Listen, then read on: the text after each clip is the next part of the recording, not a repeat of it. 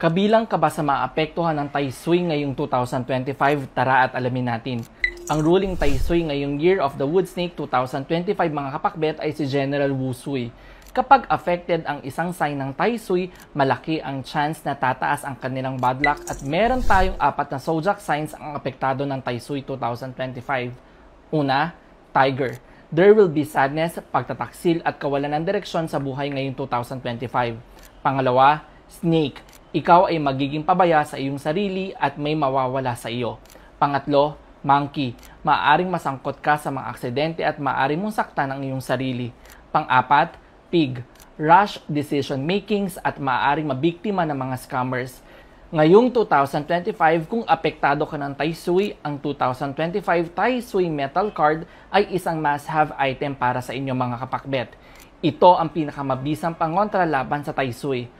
Para malaman kung meron kang Tiger, Snake, Monkey at Pig sa iyong natal, Patsy or life chart, pumunta ka sa link at sundan ito. Enter hour of birth. Pag hindi alam or wala, skip this step. Enter day of birth. Next, enter month of birth at enter year of birth. Choose male or female. Choose GMT plus 8 kung pinanganak ka sa Pilipinas. Then click calculate. For example, pinanganak siya ng September 23, 1996. Walang time of birth. Dito makikita mo na meron siyang pig, rooster at rat. Yung pig clash with Tai Sui ay nasa day pillar. So need niya ba gumamit ng Tai Sui card kahit siya ay year of the rat? The answer is yes. Ano naman dapat ang ilagay sa bahay? Regardless kung anong zodiac animal mo, it's a must-have sa southeast sector na maglalagay kayo ng 2025 Tai Sui plaque. Isa pang tip, for southeast sector, it's suitable for major activities but avoid renovation on this area. Sana ay may natutunan kayong bago mula sa amin. Master Michael here, simplifying feng shui for everyone. This is one of the best feng shui cure of all time. According na din po yan sa mga feng shui master. Yung pagdadala po ng Tai Sui amulet or pagiging in favor natin sa Tai Sui of the year. Especially po dun sa mga signs na monkey, snake, pig, and tiger. Kailangan po lagi kayo may dala nito kasi may clash kayo sa God of the Year.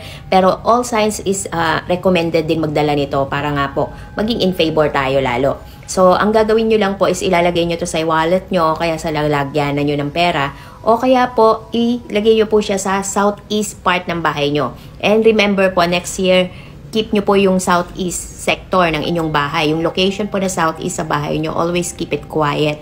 Huwag po kayong magpa-renovate muna dyan, huwag kayong magpatugtog ng malakas, huwag po kayong magsigawan dyan sa southeast area ng bahay nyo para hindi nyo mabulabog yung God of the Year na nagre-reside nga po sa location na yan, sa sector na yan, on 2025, yun nga po si General Wu. So, if ever po na ma-disturb niya siya and hindi niya kayo maging in favor sa kanya, pwede niya po kayong bigyan ng maraming problema next year. Like, mawawalan kayo ng trabaho, mawawalan kayo ng sources of income, maapektuhan yung health nyo.